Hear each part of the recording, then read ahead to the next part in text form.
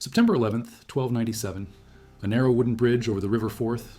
On one side, the largest English invasion force Scotland had seen in decades. On the other, a ragtag army of Scottish rebels with barely any cavalry, no siege equipment, and commanders most nobles had never heard of. By noon that day, 5,000 English soldiers would be dead or drowning. Their commander fled so fast he abandoned an entire castle, and Scotland would have its most legendary military victory. This is the Battle of Stirling Bridge. The day a blacksmith's son and a minor noble pulled off the most devastating tactical ambush in medieval warfare. They turned a stone bridge into a killing floor, English arrogance into Scottish advantage, and what should have been routine suppression into a massacre that echoed across Europe. The trap was so perfect that chroniclers struggled to believe it happened. The execution so brutal that English survivors spent the rest of their lives explaining how they escaped, and the aftermath so complete that within hours, the flayed skin of England's treasurer was being carved into trophy belts. How did 2,300 Scots destroy 9,000 English? How do you turn geography into a weapon? What happens when the most feared military machine in Europe walks straight into a perfect kill zone? If you value documented Viking and Norse-era history like this, subscribe. It's the best way to support our work. Also comment from which city you're hearing this from. This script is researched and factual, using sources from Walter of Gisborough's Chronicle, written by an Augustinian canon at Gisborough Priory who compiled contemporary eyewitness accounts between 1300 and 1315 of Brink, and the Lanercost Chronicle, maintained by Augustinian canons at Lanercost Priory near Carlisle who recorded events as they unfolded during the Scottish Wars of Independence. These are not romantic legends. These are battlefield reports from men who watched the blood flow. Now back to the information. 1296. Edward Longshanks conquers Scotland in a single campaign season. King John Balliol surrenders at Brecon on July 10th. Scottish nobles line up to swear fealty at Berwick. The country that had resisted Rome for centuries falls in months. English garrisons occupy every major castle from Edinburgh to Inverness. Scotland ceases to exist as an independent kingdom. Edward strips the Stone of Destiny from Scone Abbey, takes it south to Westminster. The message is clear. Scotland will never have another king. The great cause is settled. The kingdom is dead, but 1297 changes everything. May, William Wallace burns Lanark and kills Sheriff William Heselrigg. Not a raid, an execution. Wallace's wife Marion had been murdered by English soldiers. His father killed in the conquest. His brother hanged as a rebel. Personal becomes political. Vendetta becomes revolution. North of the Forth, Andrew Moray breaks out of English captivity, storms Inverness Castle, takes Elgin, seizes Banff. By August, Moray controls every stronghold from Aberdeen to the Moray Firth. 2 separate rebellions, 2 different commanders, both converging on the key to Scotland, Stirling Castle. The fortress sits on a volcanic crag overlooking the River Forth, medieval Scotland's most strategic choke point. Control Stirling, control the gateway to the Highlands. Lose it. Lose everything north of Edinburgh. Wallace and Moray know this, so does Edward. The English response is massive. John de Warenne, 6th Earl of Surrey, assembles the largest army Scotland has seen since Longshanks' first invasion. 9,000 men, 3,000 heavy cavalry, 6,000 infantry, Welsh longbowmen, professional soldiers who crushed Scotland once already. With Surrey rides Hugh de Cressingham, Edward's treasurer in Scotland, the most hated man north of Hadrian's Wall. Cressingham extracts English taxes from Scottish villages, finances the occupation from Scottish silver. His job, make this war pay for itself. His reputation, brutal efficiency. His mistake, thinking warfare is accounting. September 9th, the English army reaches Stirling. Wallace and Moray hold Abbey Craig, the high ground north of the River Forth. Between the armies, a single narrow bridge, stone pillars, wooden planks, wide enough for 2 horsemen to ride side by side. That's it. Cressingham wants immediate attack. Surrey hesitates. The tactical problem is obvious. To reach the Scots, the entire English army must file across this bridge, 1 narrow passage. 9,000 men reduced to walking single file into enemy spears. Surrey sends negotiators, James Stewart, the High Steward of Scotland, then 2 Dominican friars. The message, surrender now, avoid bloodshed. Wallace's reply, recorded by Walter of Gisborough, "We are not here to make peace, but to do battle to defend ourselves and liberate our kingdom. Let them come on, and we shall prove this to their very beards. No diplomacy, no terms. Battle." September 10th, Surrey tries crossing. 5,000 English infantry cross the bridge and immediately return. Official reason, Surrey overslept. Real reason, reconnaissance, testing. Scottish reactions, measuring bridge capacity, calculating crossing time. The Scots don't move, they watch. They wait. September 11th. Dawn. Surrey makes his choice. The bridge is narrow, but numbers will tell. 9,000 English against maybe 6,000 Scots. Professional soldiers against amateur rebels. This should be routine. Cressingham leads the vanguard. Sir Marmaduke de Thwing commands the cavalry. The crossing begins before sunrise. Infantry first, then mounted knights. The wooden bridge groans under steel and mail. Wallace and Moray watch from Abbey Craig. They've positioned their army in a killing zone. The bridge exits onto flat ground in a loop of the River Forth. Water on 3 sides. Marshy banks. Steep slopes. Once you cross, you're trapped in a natural amphitheater. The English don't see the trap. They see inferior numbers and weak position. Scottish spearmen clustered on a hill. No visible cavalry. No siege equipment. This isn't a battle. It's extermination. By 11 in the morning, about 2,000 English soldiers have crossed, half the vanguard, enough to overwhelm any reasonable Scottish force. That's when the Scots attack. Wallace and Moray launch their spearmen down from Abbey Craig, not a charge. A controlled advance. Shield walls of 15-foot pikes, schiltrons, hedgehogs of steel points moving in perfect formation. The English cavalry hits the schiltrons first. 300 knights in full mail charging with lances. The impact should shatter any infantry line. Instead, horses impale themselves on Scottish spears. Riders tumble into the mud. The charge breaks like water against stone. But the real trap isn't the spears. It's the bridge. Scottish spearmen sweep around the English position and seize the bridge approach. Suddenly, 2,000 English soldiers are cut off on the north bank. No retreat, no reinforcements. Trapped in that loop of the River Forth with Scottish spears closing from every direction. The slaughter begins. English heavy cavalry, the terror of European battlefields, becomes dead weight. Horses panic in marshy ground. Knights in full mail can't maneuver in close quarters. The weapons that dominate open fields become liabilities in close combat. Scottish spearmen work methodically. 15-foot pikes against men in armor. Thrust at the joints, target the horses. Let steel and mud do the killing. Hugh de Cressingham dies early, killed when his horse stumbles. The treasurer who financed this war becomes its first high-profile casualty. His body will be flayed after the battle, skin cut into strips for trophy belts. Some English soldiers try swimming the River Forth. Heavy mail, steep muddy banks, fast current. Most drown. Others attempt fighting their way back to the bridge. Sir Marmaduke de Thwing manages this, cuts through Scottish lines with a few dozen survivors, reaches the bridge. Escapes to the south bank. For everyone else, there's no escape. By midday, it's over. 5,000 English dead according to Walter of Gisborough. 100 cavalry, 4,900 infantry, Welsh archers, professional soldiers, the cream of Edward's northern army. Scottish casualties. Andrew Moray mortally wounded, dies by November. Otherwise, minimal losses. The bridge collapses during the fighting. Whether from weight, sabotage, or battle damage, chroniclers disagree. Result is the same. Surrey's army is split. His vanguard is annihilated. His reputation is destroyed. Surrey doesn't wait to reorganize. He orders Stirling Castle abandoned and flees toward Berwick. The Earl who conquered Scotland at Dunbar runs from farmers and blacksmiths at Stirling. But the humiliation isn't finished. As Surrey retreats, James Stewart and Malcolm, Earl of Lennox, switch sides.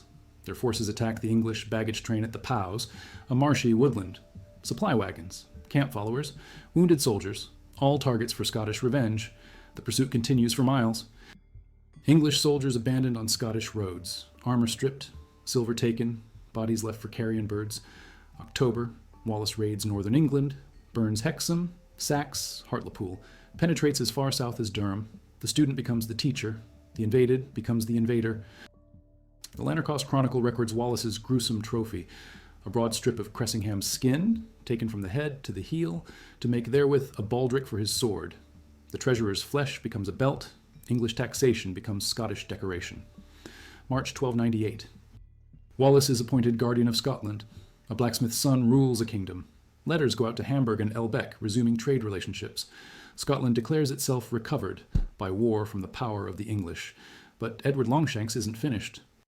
The king returns from Flanders furious. His northern army is destroyed. His treasurer is dead. His reputation is damaged across Europe. Scotland, which he'd conquered in months, is independent again within a year. Edward assembles a new invasion force. Professional soldiers, Welsh longbowmen, Irish auxiliaries. No more delegating to Surrey, no more underestimating Scottish rebels. This time, the king comes personally. July 12, 98, the armies meet at Falkirk. Edward has learned from Stirling Bridge, no narrow crossings, no tactical disadvantages. Open ground where English cavalry can charge freely. This time, the English win. Wallace's schiltrons hold initially, but English archers pour arrows into packed Scottish formations. No escape, no maneuver. When the infantry finally breaks, English cavalry finishes the slaughter. Wallace escapes, but his army is destroyed. Falkirk proves Stirling Bridge was timing, terrain, and tactical surprise. Remove those advantages, and English military superiority reasserts itself. Wallace resigns as guardian after Falkirk, travels to France seeking support. Returns to Scotland as an outlaw, captured by Sir John Menteith in 1305, handed over to Edward, executed in London with maximum brutality, hanged, drawn, and quartered as a traitor. Wallace's death doesn't end Scottish resistance. Robert the Bruce claims the throne in 1306. The war continues for another 20 years, culminates at Bannockburn in 1314. Scotland finally wins recognition of independence in 1328, but none of that happens without Stirling Bridge. September 11th, 1297 changes everything, proves that tactical genius can overcome material disadvantage, shows that geography matters more than numbers, demonstrates that perfect execution trumps superior equipment. 2 commanders, 1 bridge, 5,000 English dead. The battle establishes principles that echo through military history. Use terrain to negate enemy advantages. Force superior forces through choke points. Strike when the enemy is most vulnerable. Exploit overconfidence. These aren't just medieval tactics. They're fundamental military principles. Thermopylae, Agincourt, Gettysburg. Every decisive battle where smaller forces defeat larger ones follows the Stirling Bridge template. If you value documented Viking and Norse-era history like this, subscribe. It's the best way to support our work. Also comment from which city you're hearing this from. This script researched and factual, using sources from primary chronicles compiled during the actual events. Now back to the information. Behind the English disaster lies a perfect storm of tactical errors and Scottish preparation. Surrey's military experience works against him. At 65, he'd commanded English armies for decades, crushed Scottish nobles at Dunbar the previous year. His confidence isn't arrogance, it's experience. Professional armies always beat amateur militias. Heavy cavalry dominates medieval battlefields. These are military facts. Except Wallace and Moray rewrite the rules. Both commanders understand something Surrey misses. Stirling isn't about numbers. It's about positioning. The River Forth creates a natural funnel. Abbeycraig provides observation posts. Marshland limits cavalry movement. Geography becomes weaponry. Wallace's background is crucial here. Not noble-born. No formal military training, but he understands terrain like a poacher understands forests. Every hill, every stream, every patch of soft ground. Local knowledge trumps professional education. Moray brings different skills: noble family, castle warfare, siege defense. He'd held Urquhart Castle against English assault, knows how small garrisons defeat large armies, apply siege principles to field battle.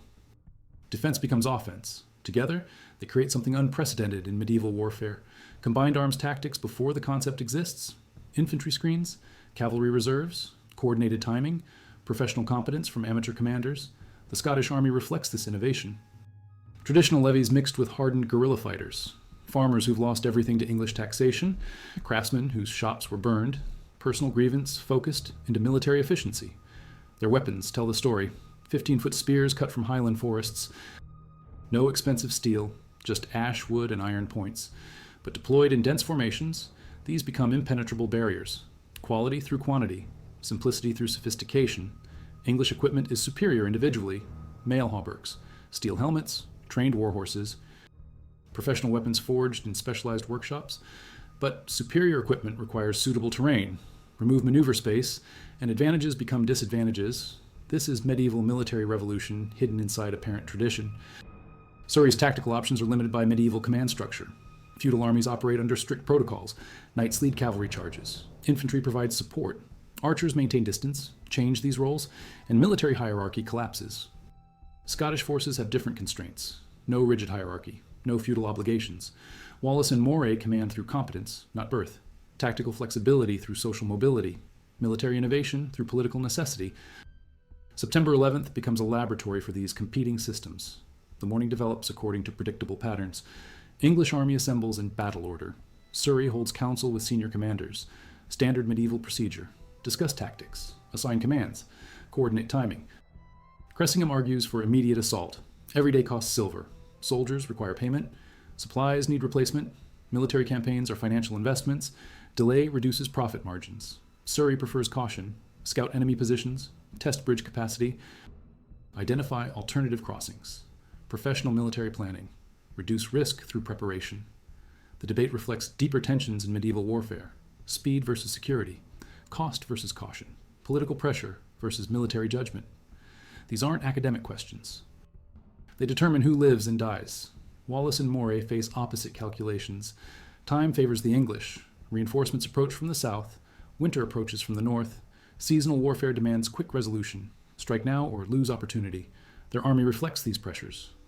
Volunteer militia can't maintain extended campaigns. Farmers need harvest completion. Craftsmen require income generation. Amateur soldiers have civilian responsibilities, but immediate pressure creates tactical advantage. Motivated troops fight harder. Personal investment improves performance. Professional soldiers fight for pay. Militia fights for survival. The psychological dynamic shifts battlefield mathematics. English confidence becomes overconfidence. Surrey's veterans dismiss Scottish capabilities. Cressingham calculates profit margins instead of casualty rates. Medieval military professionalism produces strategic blindness. Scottish desperation becomes determination. Wallace's farmers have nowhere to retreat. Moray's guerrillas understand occupation reality. Amateur status eliminates retreat options. Victory or death. Binary choice.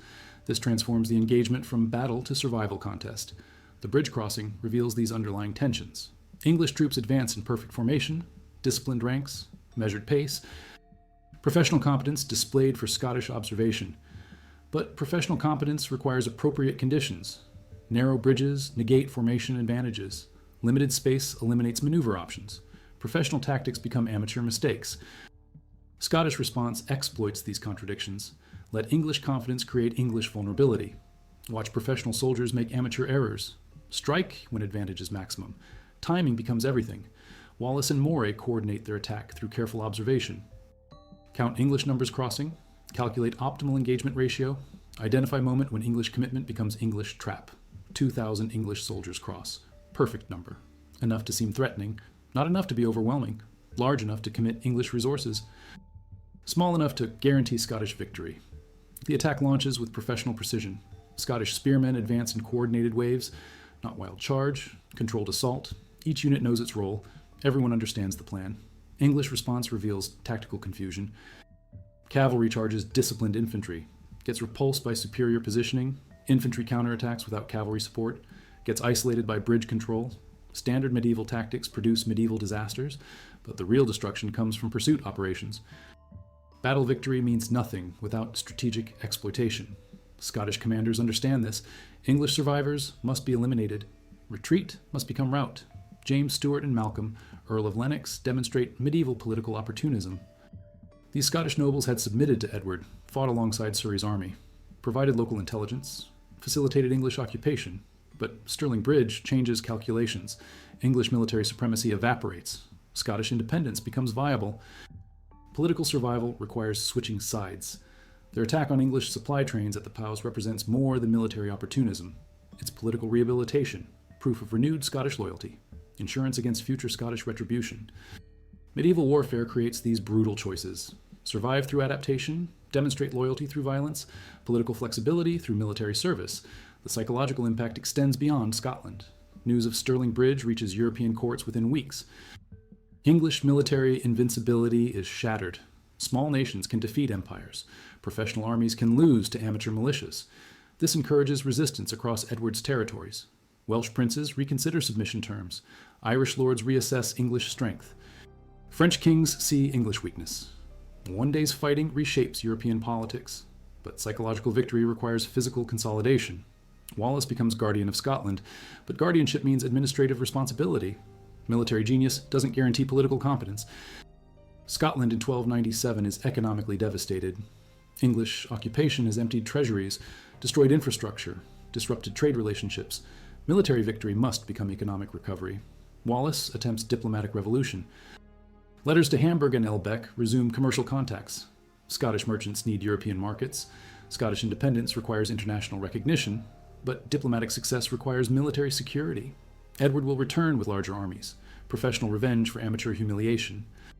Stirling Bridge buys time, not permanent safety. The interval between Stirling Bridge and Falkirk reveals Scottish vulnerabilities. Wallace can win battles but struggles with campaigns. Tactical genius doesn't equal strategic wisdom. Personal courage doesn't guarantee political unity. Scottish nobles remain divided. Some support Wallace enthusiastically, others prefer accommodation with Edward. Many calculate personal advantage over national interest, medieval politics through medieval priorities. This political fragmentation undermines military success. United Scottish resistance might defeat English reconquest. Divided Scottish resistance guarantees English victory. Falkirk proves this theorem. Wallace's army fights brilliantly initially. Schiltrons hold against cavalry charges. Scottish spearmen maintain formation discipline. Individual units perform professionally, but Scottish nobles command cavalry reserves. When English pressure increases, Scottish cavalry retreats, abandons infantry support, leaves spearmen isolated. Political division creates military disaster. English archers exploit this isolation. Rain arrows into packed Scottish formations, no cavalry screen to provide protection, no maneuver space to avoid missiles, perfect targets for systematic destruction. Wallace's tactical innovations become strategic vulnerabilities. Disciplined infantry requires cavalry cooperation. Combined arms tactics need unified command. Military revolution demands political stability.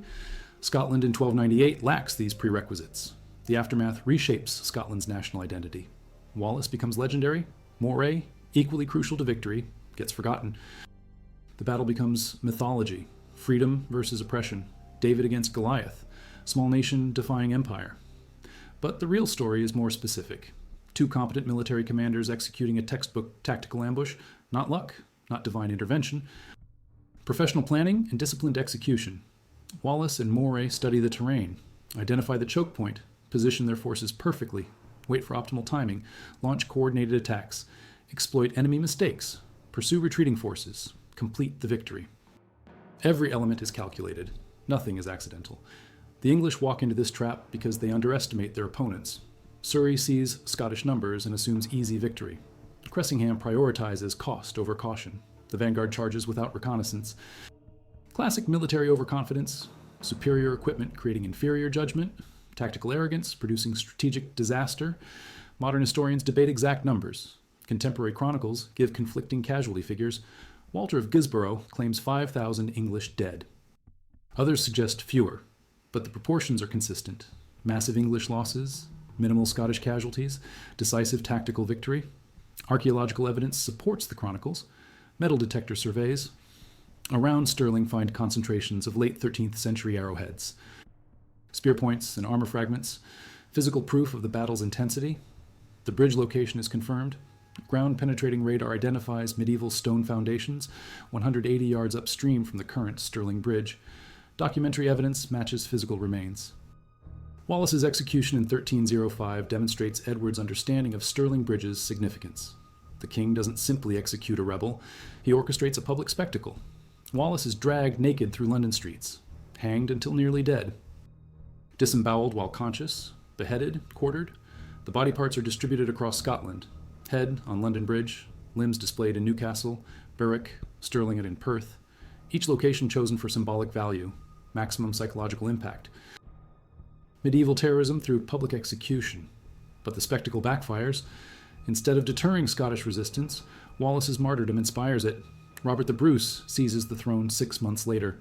The execution that should end Scottish independence triggers its resurrection. This reveals Edward's strategic miscalculation. Stirling Bridge isn't about one man's leadership. It's about national awakening. Kill the leader, and the movement continues. Create a martyr, and resistance multiplies. Bruce learns from Wallace's mistakes. Avoids pitched battles against superior English forces. Employs guerrilla tactics. Burns Scottish castles to prevent English occupation. Scorched earth strategy. Tactical retreat.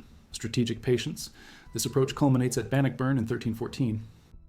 Bruce applies Stirling Bridge principles on larger scale, uses terrain advantages, exploits English overconfidence, coordinates infantry and cavalry, achieves decisive victory. But Bannockburn builds on Stirling Bridge foundations. Wallace's tactical innovations become Bruce's strategic doctrine. Amateur experimentation becomes professional application. The political consequences extend far beyond Scotland. Stirling Bridge proves that professional armies can lose to motivated militias. Established orders can be overturned. Military revolution is possible. This message reaches every corner of Edward's empire. Welsh princes in Gwynedd note English vulnerability. Irish lords in Ulster see opportunity. French allies in Gascony smell weakness. England's medieval empire depends on military intimidation. Invincible armies maintaining political submission. Stirling Bridge shatters this illusion. shows that England can be defeated, encourages resistance everywhere. Edward spends his final years fighting multiple rebellions. Scotland. Wales, northern England. Every victory requires larger armies, greater expense, more brutal suppression, imperial overstretch through military necessity. The king who conquered Scotland dies campaigning in Scotland. Longshanks. Final expedition in 1307 aims to crush Bruce's rebellion. Instead, Edward dies of dysentery at Berg by Sands, still trying to finish what Stirling Bridge started. His son Edward II inherits these problems without his father's competence. Weak leadership. Poor judgment. Military incompetence. Everything that made Stirling Bridge possible. Bannockburn inevitable. Medieval kingdoms require strong kings. Weak monarchs create power vacuums. Edward II's failures enable Scottish success. Wallace's sacrifice makes Bruce's victory possible. But the deepest impact is cultural. Stirling Bridge creates Scottish national identity. Before 1297, Scotland is a kingdom. After, it's a nation. Political structure becomes cultural movement. This transformation appears in contemporary documents. The Declaration of Arbroath in 1320. Scottish nobles assert independence rights, not because of feudal obligation, because of national identity.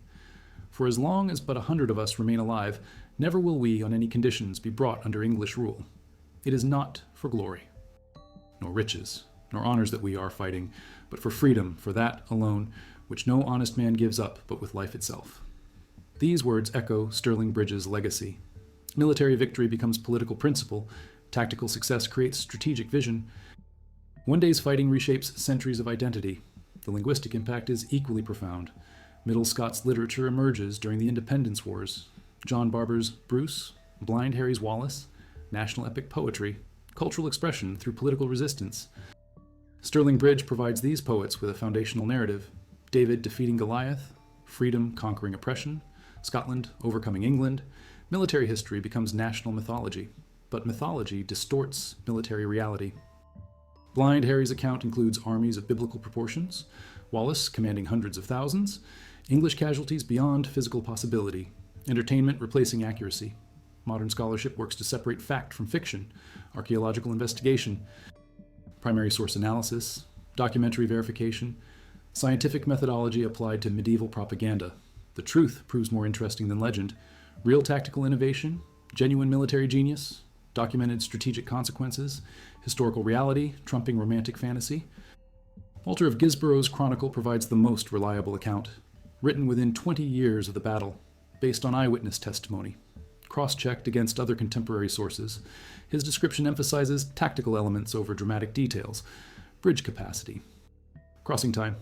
Casualty numbers. Army composition. Military analysis rather than romantic narrative.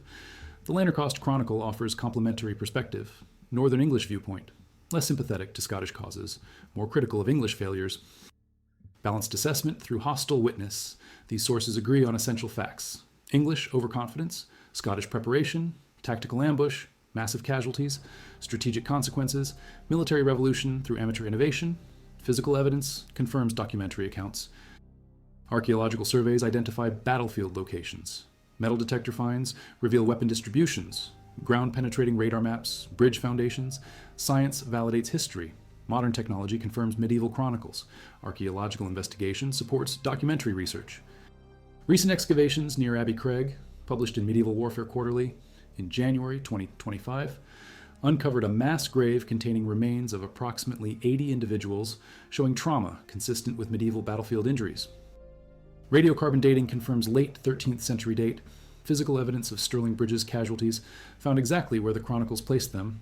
The discovery includes significant archaeological details. Bone analysis reveals multiple sword cuts and spear wounds. Consistent with close quarters medieval combat, several skulls show blunt force trauma, maces or war hammers, professional military equipment against amateur soldiers, but the amateur soldiers won. DNA analysis of the remains shows diverse geographic origins. English soldiers from Yorkshire and Lancashire, Welsh infantry from Powys and Gwynedd, Scottish collaborators from the lowlands. Medieval armies were multinational forces. Isotope analysis of teeth, enamel reveals childhood nutrition patterns. Several individuals show signs of aristocratic upbringing. Knights or men-at-arms, professional warriors killed by Scottish farmers. Social hierarchy inverted through military competence. This archaeological evidence validates chronicle accounts. Massive English casualties. Professional soldiers defeated by amateur militia. Military revolution confirmed through physical remains. Wallace's tactical genius wasn't unique. Similar ambushes happened throughout medieval warfare. What makes Stirling Bridge special is the strategic consequences.